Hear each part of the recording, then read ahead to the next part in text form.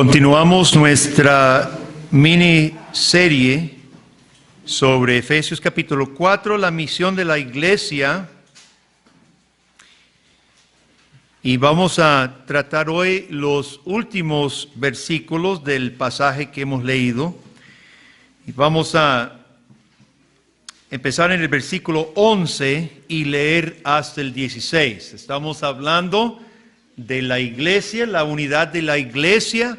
Hoy vamos a hablar de la relación entre la unidad de la iglesia y la misión de la iglesia. Y Pablo, ustedes se acuerdan, ¿verdad? Él ruega que andemos como es digno de nuestra vocación, un cuerpo, un espíritu, una vocación, un llamado, ¿verdad? Un bautismo.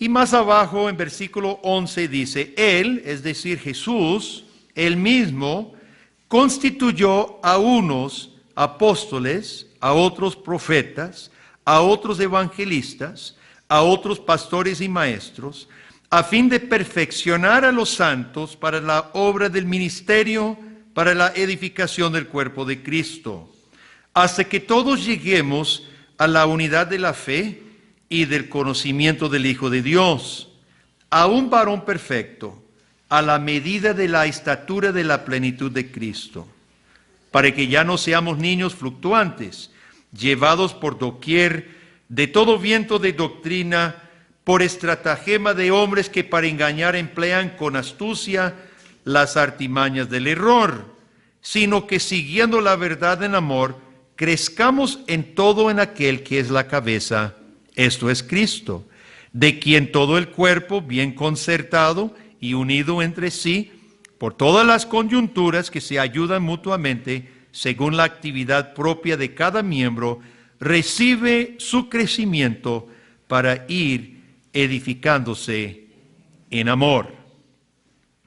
Ustedes recordarán, hermanos, que Pablo enfatiza en los primeros versículos, los versículos que leímos anteriormente a estos, que Pablo enfatiza la unidad del cuerpo, que es una obra de Dios.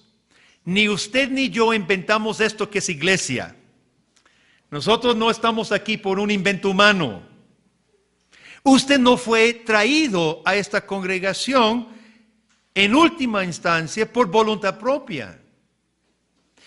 Pablo enfatiza el llamado de Dios y nosotros vimos en los últimos 2 domingos 3 resultados hermosos de reconocer y abrazar ese llamado de Dios y esa vocación de Dios. En primer lugar, damos gloria a Dios al reconocer su obra. Glorificamos a Dios que Él salvó a todos por un mismo Salvador, bautizó a todos con un mismo bautismo, derramó sobre todos un mismo Espíritu, etcétera, etcétera. Entonces, en primer lugar, nosotros damos gloria a Dios. En segundo lugar, somos más felices. Nosotros empezamos el culto, mirad cuán bueno y cuán hermoso es habitar los hermanos en armonía. Cuando nosotros los cristianos, a todo nivel, sea el hogar, sea la iglesia, cuando los cristianos abrazamos esta unidad que Dios hace, somos más felices. Dios quiere nuestra felicidad en ese sentido, nuestra felicidad en Él. Y en tercer lugar, vimos también que cumplimos mejor nuestra misión y de eso vamos a hablar hoy. Porque Pablo, después de hablar de la unidad, realmente lo que va a hablar es la misión. Nuestra unidad y nuestro llamado y nuestra vocación de Dios tiene una meta, un propósito importante que acabamos de leer. Hemos sido llamados por Cristo, hemos sido unidos a su cuerpo, la iglesia, con una misión. La vida cristiana no es una vida aburrida. Yo me acuerdo cuando era joven, llegaba donde mamá a veces y decía, estoy aburrido, no tengo nada que hacer. No sé si los jóvenes hoy día todavía lo dicen, o los adultos, o los niños, estoy aburrido, no tengo nada que hacer. Sabe que la vida cristiana no es aburrida, jamás. La vida cristiana se vive siempre con expectativa, siempre mirando hacia el futuro, y el futuro va a ser algo mejor y más glorioso y más interesante aún de lo que hemos experimentado aquí. ¿Cómo cumple Jesucristo su misión? Hermanos, no tenemos mucho tiempo para ahondar esto, pero si vuelve para atrás al capítulo 3, olvidamos a menudo lo que Cristo está haciendo a través de la iglesia. En capítulo 3 de Efesios, estuve compartiendo esto con el hermano Juan Carlos y Gilson ayer, que es algo que a menudo olvidamos. Efesios 3:8, Pablo dice: a mí que soy menos que el más pequeño de todos los santos, me fue dada esta gracia de anunciar entre los gentiles. Entonces primero menciona a los gentiles el evangelio de las inescrutables riquezas de Cristo. El cristiano que reconoce las inescrutables riquezas de Cristo no es un cristiano aburrido. Y de aclarar a todos cuál sea la dispensación del misterio escondido desde los siglos en Dios que creó todas las cosas, para que la multiforme sabiduría de Dios sea ahora dada a conocer por medio de, ¿qué cosa? La iglesia. ¿A quiénes? A los principados y potestades en los lugares celestiales conforme al propósito eterno que hizo Jesucristo, Cristo Jesús nuestro Señor. ¿Quiénes son los principados y potestades? ¿Quiénes son? ¿Quiénes son los principados y potestades? Correcto, los demonios. ¿Usted no sabía, hermano, que usted predica a los demonios? ¿Va que se olvidaba? Dígame usted que un ejército comisionado por Jesucristo a predicar hasta los principados y potestades celestiales, en lugares celestiales, es decir, invisibles, ¿cómo usted va a estar aburrido? ¿Sabe qué pasa con nosotros, hermanos? Somos como el pobre topo. Bueno, me imagino que el topo no se considera pobre porque Dios lo hizo casi sin ojos. Solo vive en la tierra y no ve más allá. Y cuando sale al sol, el sol resplandece y casi no soporta el brillo del día. Y pronto se vuelve a meter. Chicos, usted conoce el topo, ¿verdad? El topo es un animalito que vive debajo de la tierra. No necesita ojos. Él se dirige por olfato y por tacto, ¿verdad? Algunos tienen cosas en la nariz como tentáculos ahí para sentir las lombrices que comen, las raíces. ¿Cuántos cristianos, hermanos, vivimos como topos? Solo vemos lo que está abajo. Solo vemos a un paso. Cuando Jesucristo está reuniendo una iglesia, hermanos, que hasta los demonios vamos a juzgar, le vamos a predicar el señorío de Cristo, el poderío absoluto y del todopoderoso Señor nuestro. Y el día de juicio no serán los demonios los vindicados, sino la iglesia del Señor. Hermanos, olvidamos a menudo el llamamiento sublime, trascendente, divino, a que Dios nos ha llamado como iglesia. Y lamentablemente en nuestro país, en gran medida, la iglesia ha perdido su enfoque y ha vuelto la iglesia un clubcito de humanos. Y ha olvidado el llamado de Dios, la obra que Dios está haciendo. Y aún más allá de lo visible de nuestros ojos físicos. En primer lugar, hemos visto que Cristo es el que llama, versículo 4 arriba y los otros versículos. Jesucristo es el que ha llamado. ¿Cuánto ama usted a Cristo? ¿Lo ama mucho? Amén. Bueno, por lo menos hay una hermana aquí que ama a Cristo.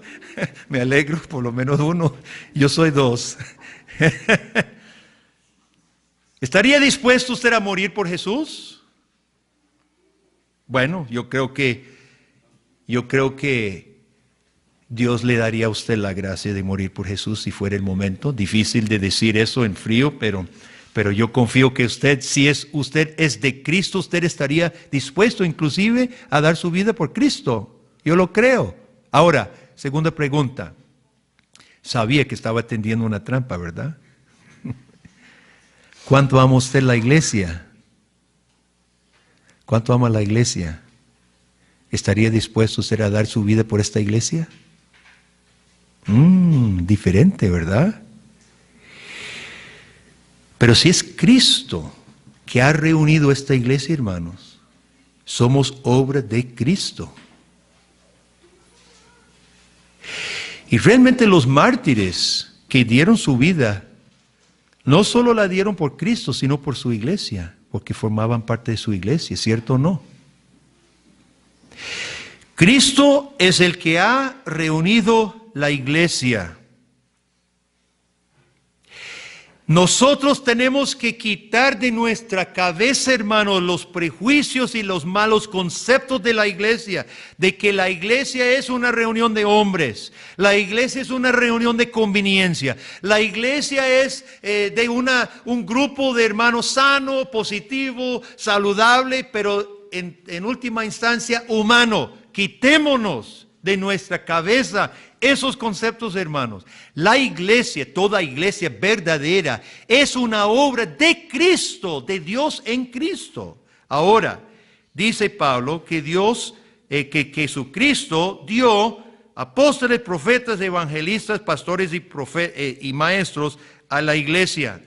Nosotros no vamos a detenernos en toda una explicación de apóstoles, profetas, evangelistas.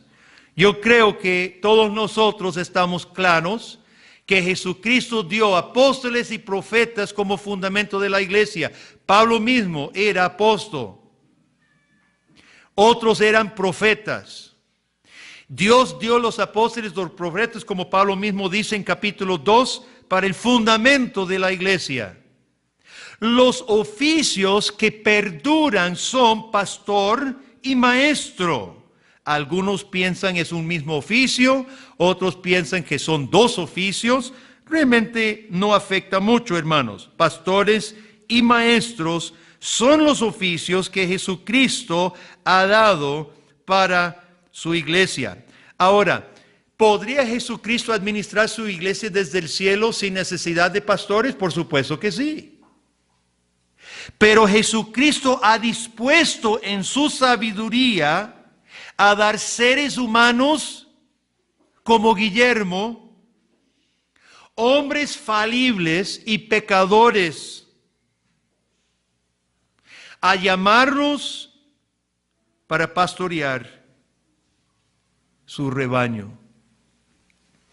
Los hombres generalmente queremos figuras de poder. Tristemente, la misma iglesia moderna ha adoptado el mundo, los valores del mundo, y se oye ministerios de poder, y esto de poder, inclusive lo usan así. Los políticos, me imagino que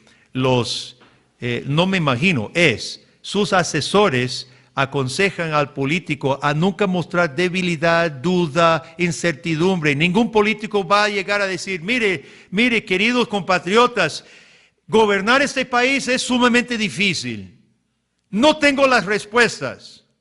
Lo único que yo puedo prometer es pedir mucha sabiduría de lo alto y trabajar lo más duro que yo pueda. ¿Cuál político va a decir eso? Eso sería lo más honesto.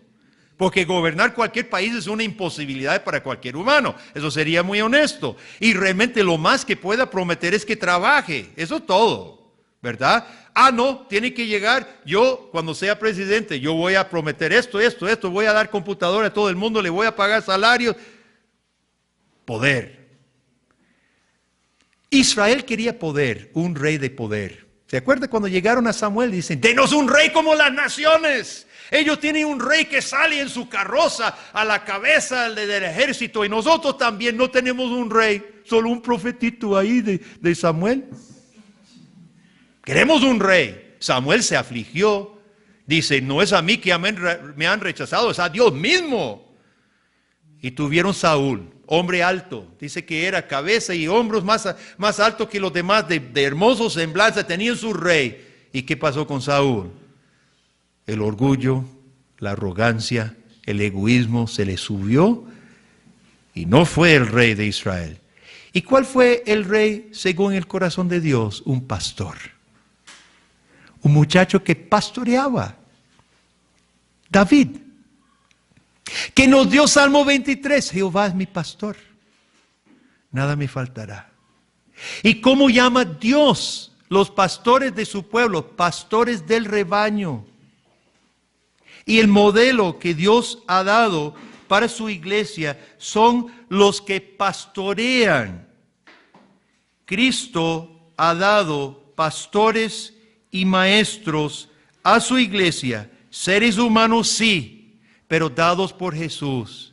Son llamados por Cristo, dados por Cristo. La iglesia no es una anarquía, no es tampoco una democracia. La iglesia es un cuerpo a que Cristo ha dado pastores, debe tener orden. Lamentablemente, hermanos, la iglesia goza de un mal testimonio hoy porque personas se levantan a declararse pastores ellos. Ellos se declaran, yo soy pastor. Pero Dios ha dado un orden a la iglesia, un gobierno a la iglesia. Y creemos que Cristo llama internamente y que la iglesia externamente debe confirmar ese mismo llamado. Cristo da a la iglesia. Cristo no da así al caos o a lo anárquico. Cristo da a la iglesia pastores y la iglesia reconoce lo que Cristo ha dado. Ahí hay una relación y un trabajo en conjunto, el llamado interno, lo que llamamos, y el llamado externo. La iglesia reconoce lo que Cristo ha hecho interiormente. Cuando los pastores, debidamente llamados por Cristo y reconocidos por la iglesia, cuando hablan la palabra de Cristo, hablan con la autoridad de Cristo. Hablan con la autoridad de Cristo. ¿Y cuál es su tarea? Versículo 12. ¿Cuál es la tarea de los pastores? Es perfeccionar a los santos para la obra del ministerio. Este término, hermanos, tiene varios sentidos en el Nuevo Testamento. El término que Pablo utiliza, perfeccionar.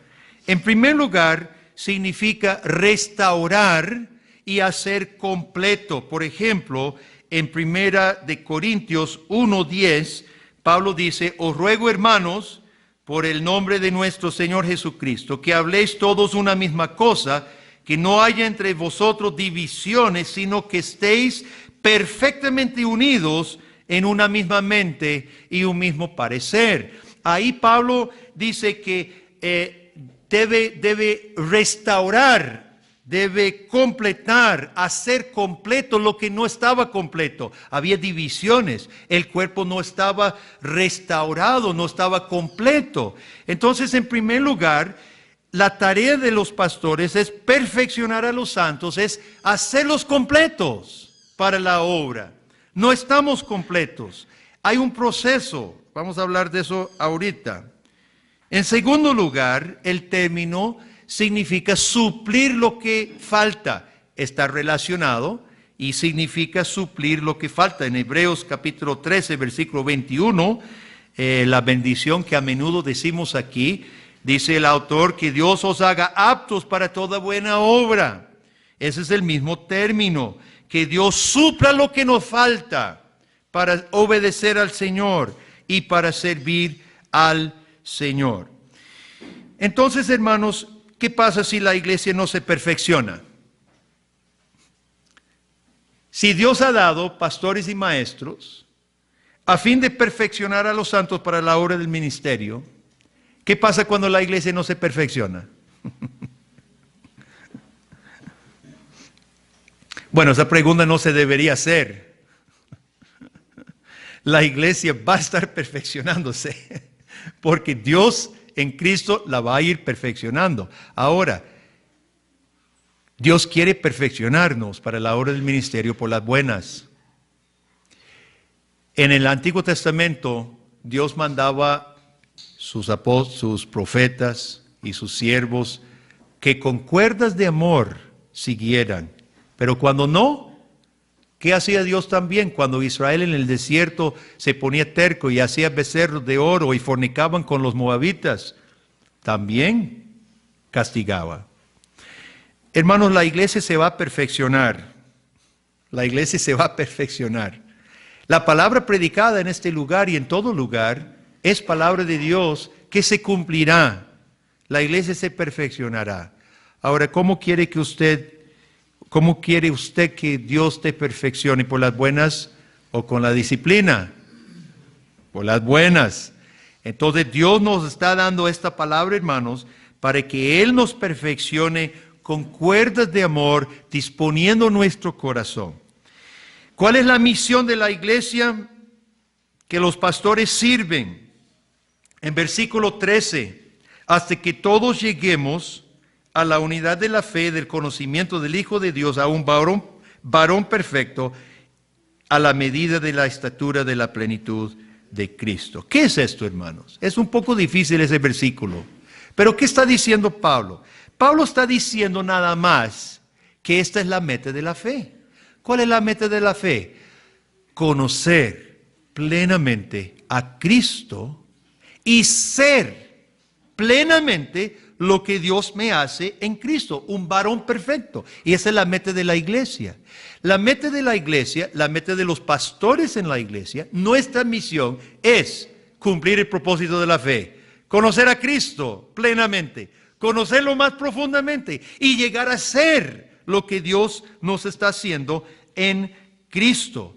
Ahora, ¿cómo sucede esto? ¿Instantáneamente o es un proceso? Es un proceso. No hay santificación instantánea. Lamentablemente, no hay santificación instantánea. Algunas iglesias han enseñado la santificación instantánea, la perfección entera, con solo declararse santo, reclamar la promesa de Dios. Eso es mentira. No hay santificación instantánea. Aquí es hasta que todos lleguemos. Estamos en un proceso hasta llegar, hermanos. Ahora, hay metas y hay medios. ¿Cuál es la meta? Llegar a la plenitud, a un varón perfecto en Cristo. ¿Cuáles son los medios? Pastores. Entonces, hermanos, los medios son pastores que predican y congregaciones que oyen y creen. La meta es la perfección del cuerpo. Los medios también son establecidos por Dios. La meta es establecida por Dios y los medios establecidos por Dios. ¿Cuáles son los medios? Pastores que predican la palabra de Cristo y congregaciones que oyen y creen la palabra de Jesucristo. ¿Cuántas horas invierte su pastor en su sermón? ¿Cuántas horas invierte su pastor en su sermón? ¿Alguien quiere adivinar? Toda la semana no, estoy haciendo otras cosas también. Entre 8 a 15 horas, dependiendo del pasaje. Entre 8 a 15. Vamos a tomar un promedio de 10 horas la semana. Su pastor ha dedicado 10 horas para listar el mensaje, para traer aquí, intentando ser responsable al que le llamó Jesucristo.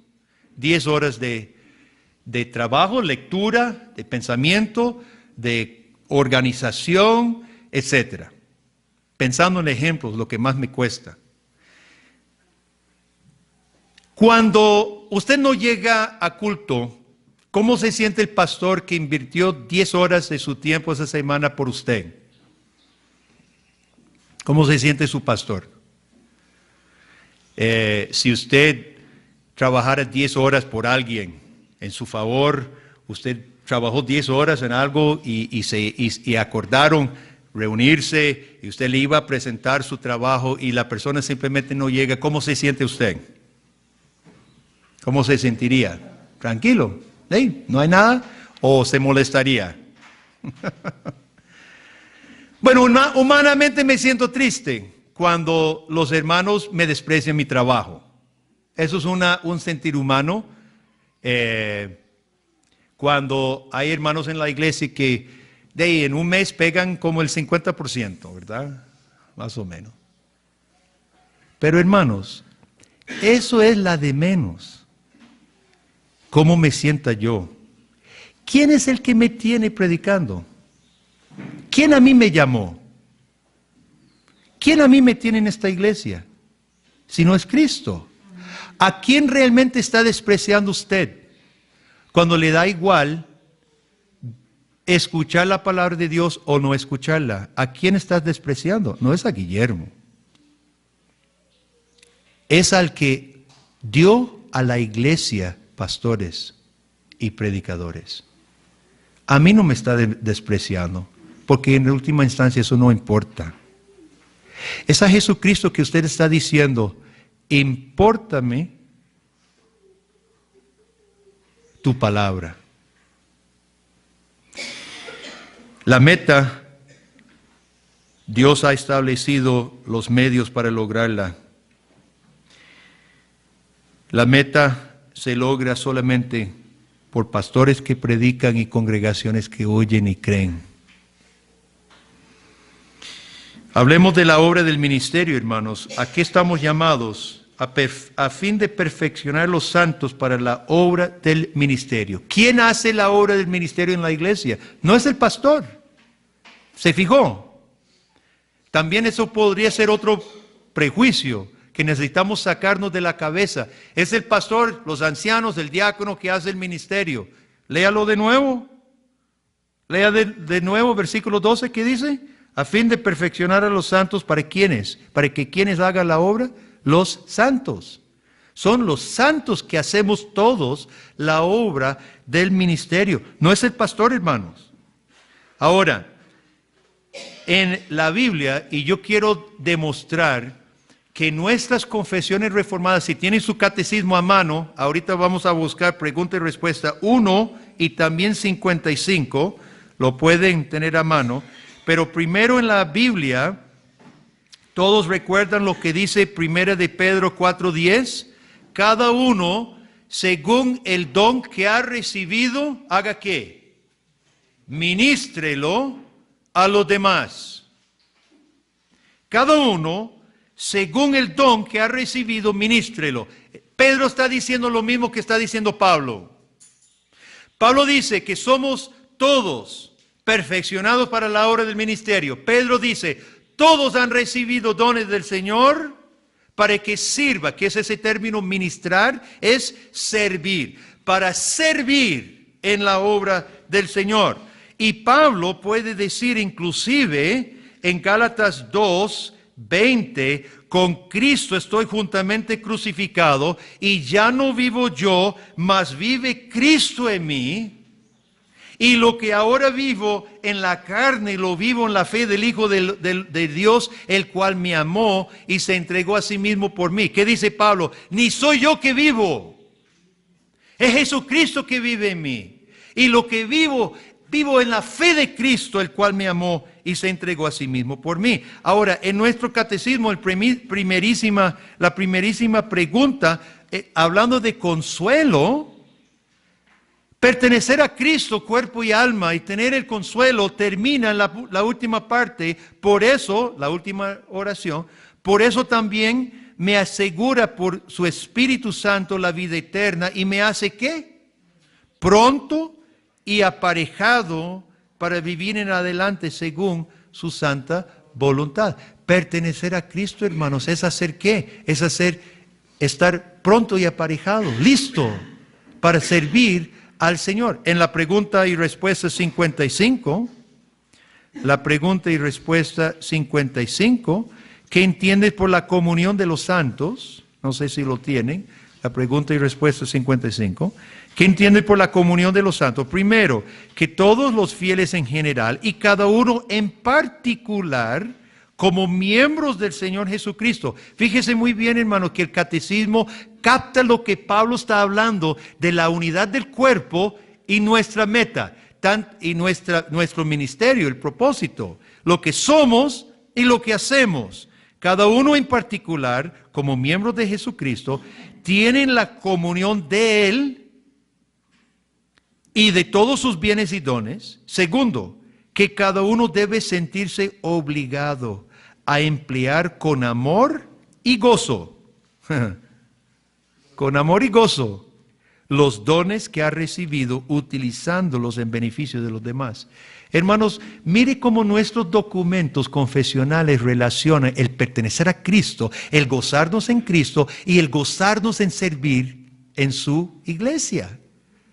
El gozo, con gozo y amor, sirviendo con los dones que hemos recibido. Quisiera mencionar la confesión belga, en el artículo 28 dice lo mismo, dice la confesión belga, y con esto simplemente estamos mostrando, hermanos, que nuestras confesiones y catecismos reflejan fielmente la Biblia. Dice, creemos toda vez que esta santa congregación, está hablando de la iglesia, es una reunión de los que son salvos y que fuera de ella no hay salvación. Fuera de la iglesia no puede haber salvación porque hay una sola cabeza y un solo cuerpo. Si estamos conectados a la cabeza, ¿a quién pertenecemos? A Cristo, que es cabeza de la iglesia. Fuera de ella no hay salvación. Que nadie de cualquier condición o cualidad que sea debe permanecer aislado para valerse por su propia persona, sino que todos están obligados a ella y reunirse con ella, manteniendo la unidad de la iglesia, sometiéndose a su enseñanza y disciplina, inclinándose bajo el yugo de Jesucristo, y oiga, y sirviendo a la edificación de los hermanos según los dones que Dios les ha otorgado como miembros entre sí de un mismo cuerpo. ¿Cuál es mi punto? Mi punto, hermanos, es que nuestro catecismo, nuestras confesiones reflejan lo que Pablo está diciendo aquí. Somos un solo cuerpo, hemos recibido dones y Dios nos ha puesto aquí para que sirvamos con los dones que nosotros tenemos. Entonces la pregunta es, ¿cómo sabe usted lo que debe hacer? ¿Quién le dice lo que usted debe hacer? Es costumbre en algunas iglesias que el pastor o el líder reciba la revelación, lo que todos tienen que hacer y tienen que seguirle a él. Yo no creo eso. Yo creo, hermanos, que mi tarea es predicar el Evangelio de Cristo. Y que Dios y Jesús y su Santo Espíritu le impulsa a usted, le ilumina a usted cómo usted puede y debe servir al Señor. Además, ¿sabe qué? Con los 3 ministerios que nosotros tenemos apuntados en la pizarra, con CLIR, con SECRE y con Educación Plus, basta y sobra oportunidades ya entre nosotros. Usted quiere dedicar tiempo. CLIR ocupa mano de obra. Educación Plus ocupa apoyo. SECRE, una escuela, cuántas personas, hombres, mujeres, jóvenes, pueden colaborar con una escuela. Hermanos, por favor, no es piedad decir, es que yo quisiera ayudar, pero no sé cuál es mi don. Hermanos, eso no es piedad. Hay mucho que hacer y todos en este salón aquí presente tienen más de un don. Dice que si todo tiene uno, ministrelo, pero todos aquí tienen muchos dones.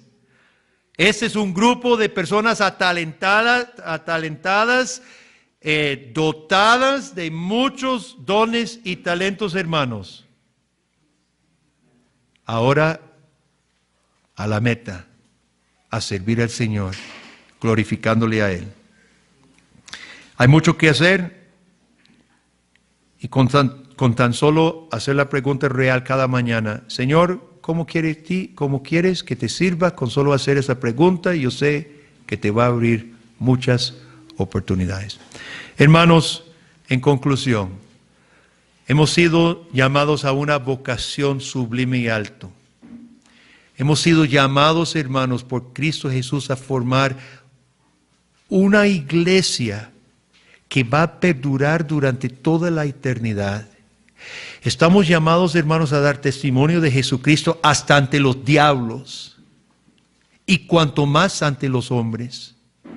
Estamos, hermanos, dotados con dones para servirnos unos a otros. Imagínense, hermano, cuando usted sirve a un hermano, usted está sirviendo a un ser que va a ser eterno. ¿Ha pensado en eso, hermano? Cuando usted sirve a su hermano, usted está sirviendo a un ser que va a durar, va a vivir el resto de la eternidad. Hemos sido llamados a una meta grande, hermanos. Desechemos la pereza, desechemos el desinterés, es pecado. El cristiano, consciente del llamado, consciente de quiénes somos, consciente de nuestro Señor, jamás puede estar aburrido. ¿Cuántos acatamos, cuántos escuchamos la voz de nuestro Señor? Os ruego que andéis como es digno de la vocación con que fuisteis llamados. Amén. Amén. Oremos.